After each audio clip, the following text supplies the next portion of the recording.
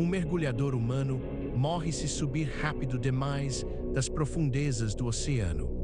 A pressão esmagadora da água força o nitrogênio do ar respirado a se dissolver no sangue, criando bolhas mortais durante uma subida descontrolada. No entanto, mamíferos marinhos como as focas-elefantes e as baleias cachalotes realizam esse mesmo trajeto vertical todos os dias, descendo a mais de 1.000 metros de profundidade e retornando à superfície sem sofrer qualquer dano. O segredo desses animais não está em resistir à pressão do abismo, mas em ceder completamente a ela. Eles sobrevivem permitindo que seus próprios pulmões entrem em colapso total durante a descida. Quando um mamífero mergulhador ultrapassa a marca dos 100 metros de profundidade, o peso da coluna de água esmaga sua caixa torácica flexível. Esse esmagamento força o ar restante para fora dos alvéolos pulmonares, que são as estruturas responsáveis pela troca de gases com o sangue, e o empurra para vias aéreas superiores mais rígidas e não absorventes. Sem ar nos alvéolos, o nitrogênio não consegue entrar na corrente sanguínea do animal, eliminando o risco de embolia gasosa.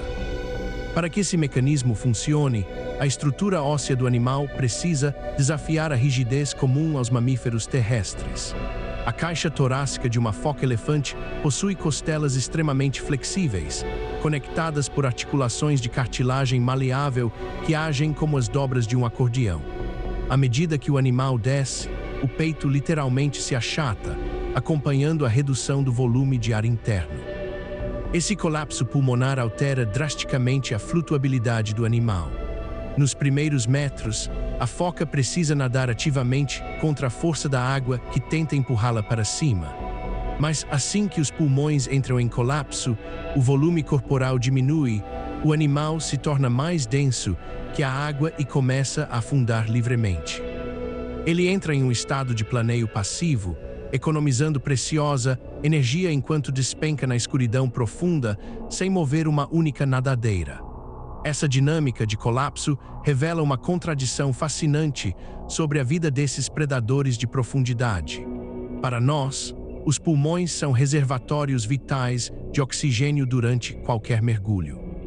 Para uma baleia ou uma foca profunda, porém, pulmões cheios de ar são um perigo mortal. Se elas guardassem oxigênio nos pulmões sob alta pressão, o gás se tornaria tóxico e a flutuabilidade impediria a descida eficiente. A verdadeira estratégia de sobrevivência consiste em esvaziar os pulmões antes de submergir ou permitir que colapsem rapidamente. O oxigênio necessário para manter o animal ativo durante mergulhos, que podem durar mais de 1 hora, não está armazenado no ar que eles respiram, mas sim trancado diretamente dentro de seus tecidos. O sangue desses mamíferos possui uma concentração de glóbulos vermelhos muito superior à de qualquer animal terrestre, funcionando como uma esponja química de oxigênio extremamente densa. Além disso, seus músculos são ricos em mioglobina, uma proteína que armazena oxigênio e que dá à carne desses animais uma coloração quase negra. Enquanto um ser humano armazena a maior parte de seu oxigênio nos pulmões, uma foca-elefante mantém quase 90% de suas reservas de oxigênio distribuídas entre o sangue e a musculatura. Os pulmões colapsados não são uma falha ou uma limitação temporária, mas uma blindagem física necessária para isolar os gases perigosos, enquanto o corpo consome suas reservas internas de forma altamente controlada. No entanto, mesmo com músculos carregados de oxigênio, a jornada no abismo impõe um limite metabólico rigoroso. O oxigênio disponível ainda é finito, e a escuridão profunda exige um gerenciamento de recursos extremamente preciso. Para estender o tempo de caça, o corpo do mamífero marinho ativa um protocolo de sobrevivência conhecido como reflexo de mergulho.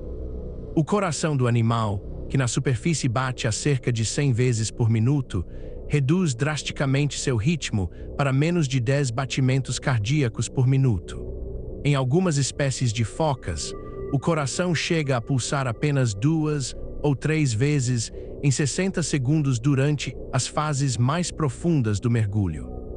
Essa desaceleração cardíaca extrema é acompanhada por uma redistribuição radical do fluxo sanguíneo.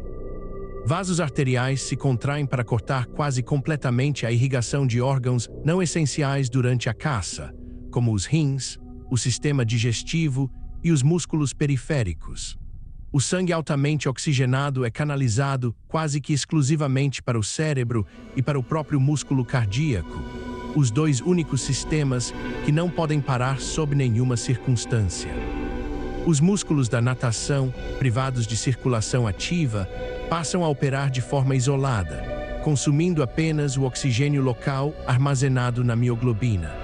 Quando esse estoque local se esgota, os músculos começam a trabalhar em regime anaeróbico, produzindo ácido lático que fica retido nos tecidos para evitar que acidifique o sangue central.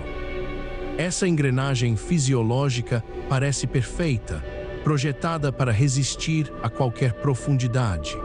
Mas essa aparente invencibilidade esconde uma vulnerabilidade ecológica profunda. Nos últimos anos, cientistas começaram a documentar casos intrigantes de baleias de bico e outros mamíferos marinhos de mergulho profundo que encalharam em praias, apresentando lesões físicas idênticas à doença descompressiva que afeta os mergulhadores humanos. Seus tecidos estavam repletos de bolhas de nitrogênio destrutivas e seus órgãos internos apresentavam hemorragias graves. A descoberta desafiou a crença de que esses animais eram imunes aos efeitos físicos da pressão. O que os pesquisadores descobriram é que a imunidade desses animais não é puramente anatômica, mas comportamental. O colapso pulmonar e o controle de gases dependem de uma descida e de uma subida programadas em ritmos muito específicos. Se o animal é perturbado no meio do mergulho, a mecânica falha. A principal causa dessa perturbação no oceano moderno são os ruídos de alta intensidade gerados por sonares militares e atividades industriais. Quando uma baleia ou foca ouve esses sinais acústicos assustadores no silêncio do abismo, ela entra em pânico. O susto altera instantaneamente seu comportamento de mergulho, forçando uma subida rápida e desordenada em direção à superfície antes que os pulmões possam se reexpandir de forma controlada ou antes que o nitrogênio acumulado nas vias rígidas possa ser processado com segurança. O pânico desativa o sistema de proteção física do animal, transformando sua maior adaptação em uma armadilha mortal. Essa quebra de segurança revela o verdadeiro custo metabólico do mergulho profundo. A vida nas profundezas não é gratuita. Cada descida bem-sucedida acumula uma dívida fisiológica que precisa ser paga na superfície.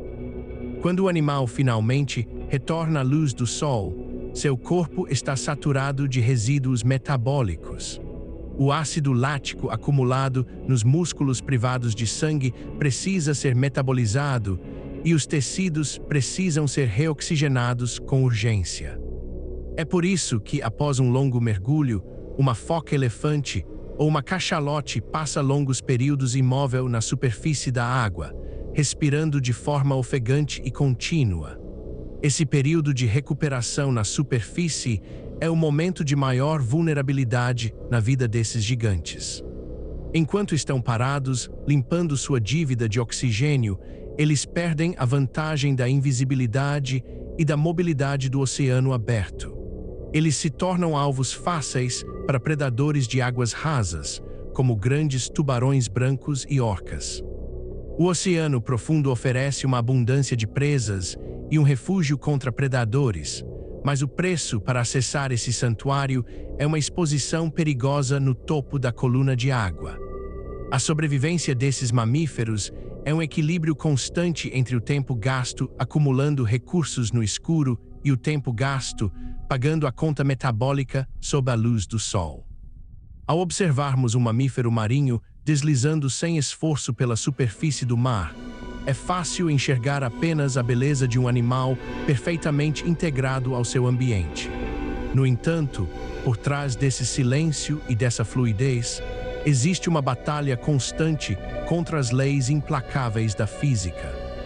A capacidade de explorar o abismo não decorre de uma força bruta que derrota a pressão da água, mas sim de uma engenharia biológica sofisticada que sabe exatamente quando ceder.